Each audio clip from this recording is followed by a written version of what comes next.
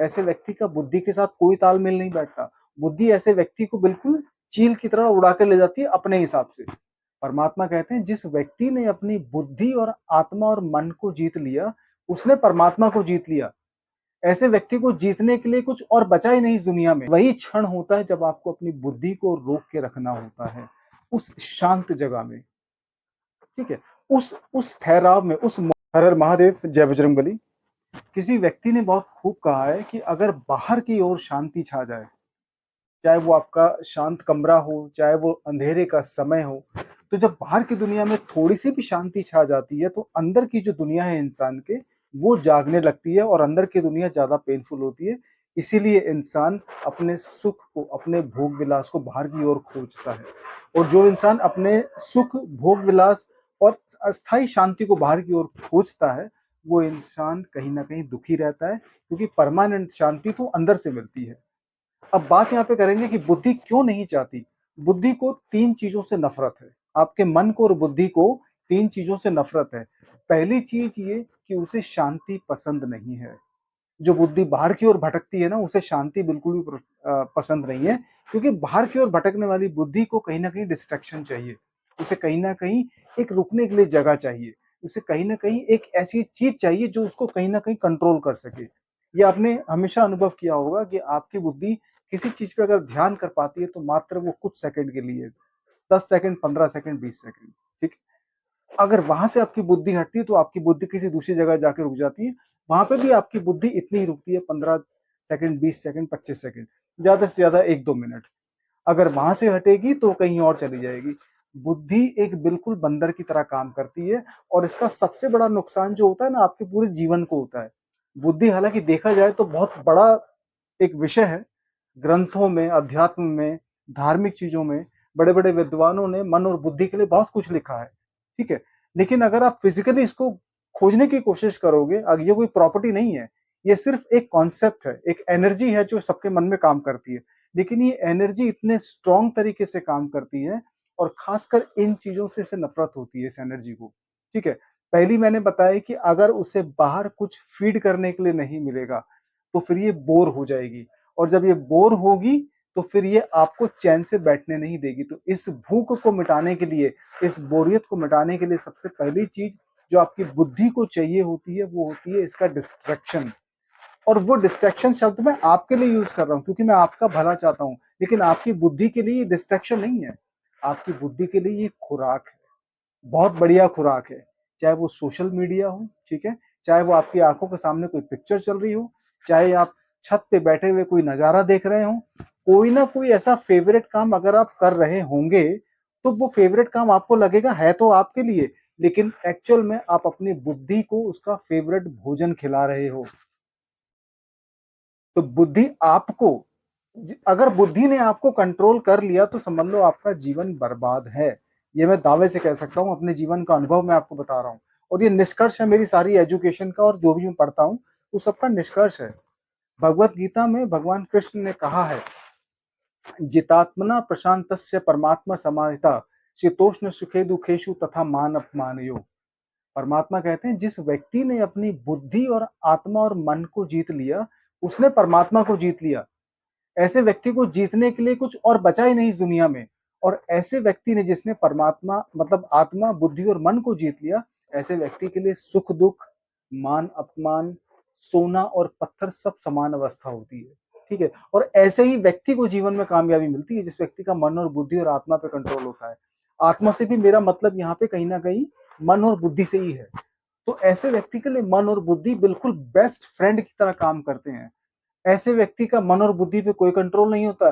जो 30 सेकंड के लिए सोशल मीडिया पे जा रहा है, 15 सेकंड के लिए मूवी देख रहा है, 20 सेकंड के लिए उसको कहीं कुछ खाने के लिए मिल जाए तो वहां चला जाएगा, नहीं। ऐसे व्यक्ति का बुद्धि के साथ कोई तालमेल नहीं बैठता। बुद्धि ऐसे व्यक्ति को बिल्कुल चील की तरह उड़ा कर ले जाती है अपने हिसाब से। और जब जीवन बीत जाता है ना, 35-40 साल का, उसके बाद समझ आता है कि मेरी बुद्धि ने मुझे बर्बाद कर दिया। तो यही कहा गया है कि जिस व्यक्ति ने अपने मन और बुद्धि पे काबू का पा लिया, उस व्यक्ति के लिए मन और बुद्धि बेस्ट फ्रेंड है। ठीक है, अगला पॉइंट मैं आपको बताता हूं। दूसरा पॉइंट यह है कि आपकी बुद्धि कभी भी आपको खाली नहीं बैठने देगी। ठीक है, खाली बैठना बुद्धि के लिए सबसे डरावना काम है। ठीक है? जैसे हम लोग कभी बच्चा डर जाता है ना अंधेरे में जाके, अंधेरे कमरे में या लाइट वाइट चली जाती है कमरे में या हॉल में जो भी है, तो बच्चा घबरा जाता है।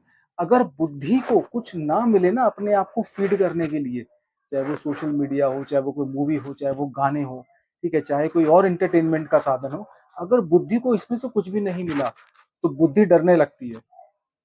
ठीक है? और जब बुद्धि डरने लगती है तो फिर उसको ज़्यादा चिंता होती है कि मैं कहाँ जाऊँ? क्योंकि मुझे खाने को कुछ नहीं मिल रहा है।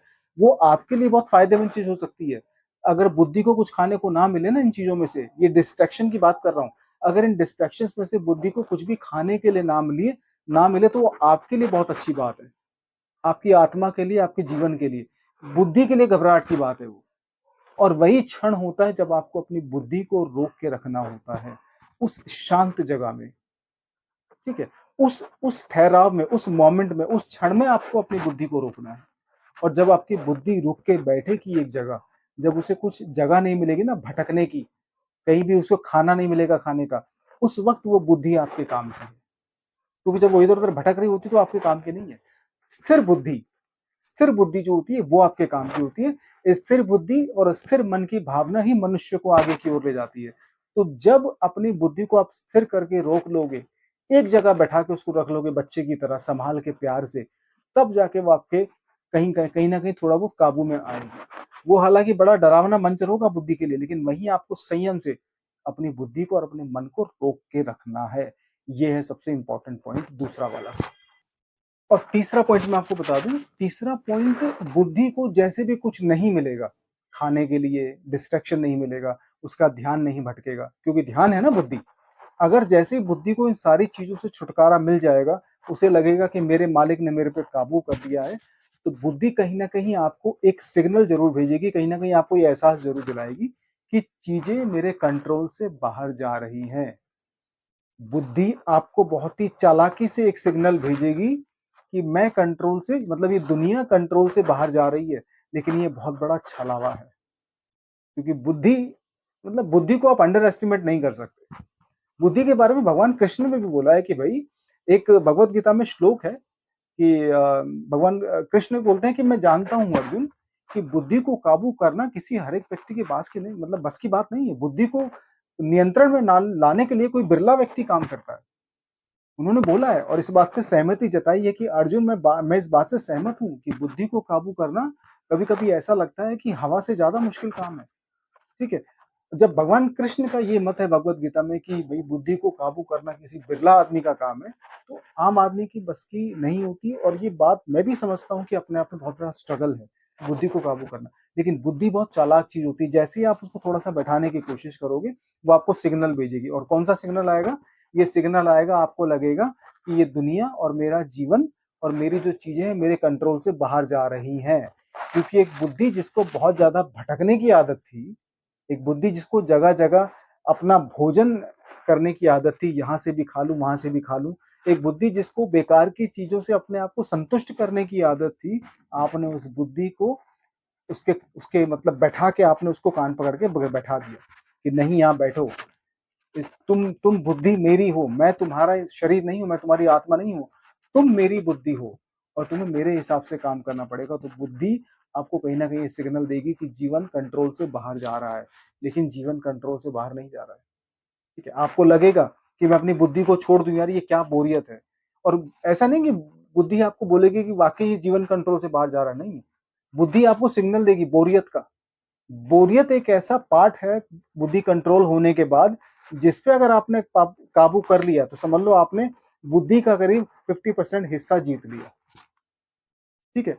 और अगला जो पार्ट होगा, बुद्धि जो आपको सिग्नल देगी, वो आउट ऑफ कंट्रोल की जगह आपको बोलेगी रिपीटिशन। चीजें रिपीट जो होती हैं वो बुद्धि को बहुत बेकार लगती है। बोर्डम मतलब बोरियत, और चीजों को रिपीट करना, चीजों को दोहराना, ये बुद्धि का सबसे बड़े पावरफुल टूल है। ये वही व्यक्ति जानते हैं जिन्होंने बुद्धि पे काबू किया है, क्योंकि जो बुद्धि पे काबू कर लेते हैं ना, वो बोर होने से और चीजों के दोहराए जाने से बिल्कुल नहीं घबराते। और जो आजकल की युवा पीढ़ी अपने आप को बहुत पावरफुल मानती है ना, वो एक्चुअल में बुद्धि के ही बस में चल रही होती है, क्योंकि बुद्धि को ये भी चाहिए, वो भी चाहिए, और रिपीटिशन तो बुद्धि को बिल्कुल अच्छा नहीं लगता, क्योंकि वैरायटी चाहिए ना, नॉवेल्टी चाहिए, अलग-अलग, मतलब कुछ नया चाहिए।